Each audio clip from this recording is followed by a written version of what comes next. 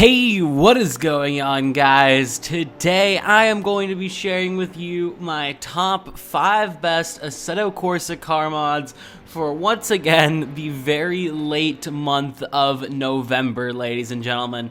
We have some super sick cars on this list. From some road cars, some classic touring cars, and just classic cars in general. There is something on this list for everyone, ladies and gentlemen. So without further ado, let's just get right into this. Really quick though, if you guys are enjoying these Assetto Corsa videos, a like and a sub would mean a lot, and it shows me that you would like me to keep making these. So without further ado, now let's get right into it.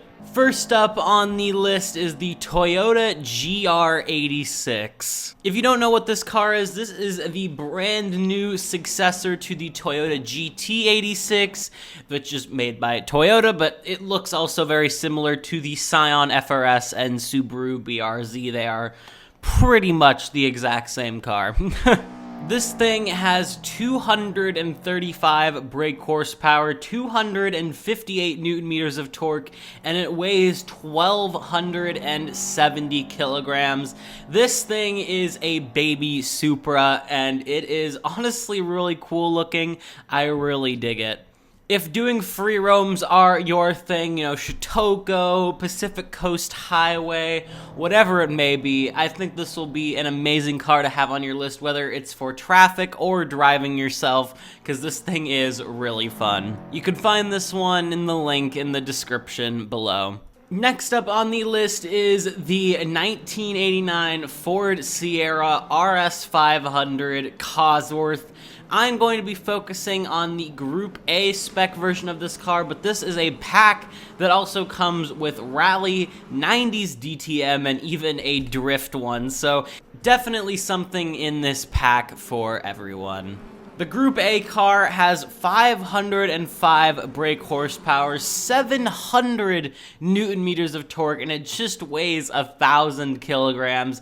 This thing is insanely quick, but it doesn't have that much grip through the corners, so you're going to be a rocket in a straight line, but make sure you're braking for those turns. This mod is a little bit older, so it's not like perfect brand new graphically there, but it's still a super fun mod to drive around in, and I know for a lot of people it's more just the driving experience rather than the looks of the car, as long as it's like a passable look, of course. So I think this one fits perfectly into that category, and a lot of fun can be had with these. Again, Drift, DTM, Rally, and Group A.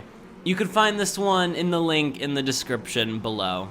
Next up on the list, we have the Alfa Romeo Tipo 33 TT12 Spider, or I'll just call it the Alfa Romeo Tipo, ladies and gentlemen. This thing is a 70s single-seater, and it is a screaming V12 monster.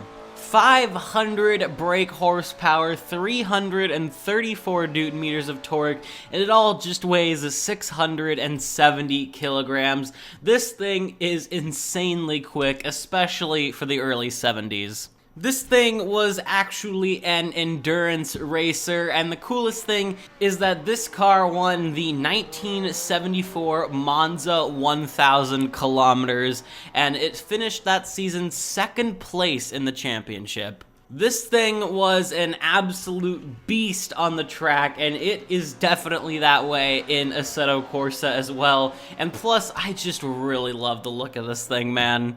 Even if classic cars aren't really your thing, this one personally is my thing, and I'm not normally the first person who's gonna go out and drive some classic cars, so this thing is really fun, and I definitely recommend you all try it. You can find this one in the link in the description below.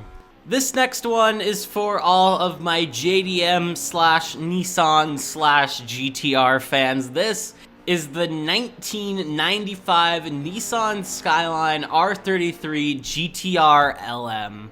This thing entered the GT1 category at Le Mans, and it finished 5th in its class and 10th overall. It was built to GT1 specifications, so 500 brake horsepower, 631 newton meters of torque, and it weighs 1,245 kilograms.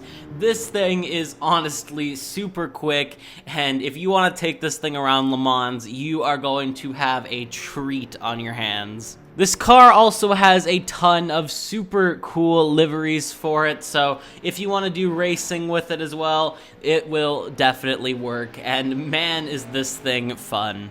It's not the most graphically there car, some of the textures are a little rough around the edges, but overall, this thing is super cool. It's made by Jeezy Creasy, and it is a super fun car, man. So I highly recommend you give this one a download, and being an R33 GTR, there's not much of those. You never hear about the R33 as much, so I think this one is super unique, and I think most of you guys will want to give it a download.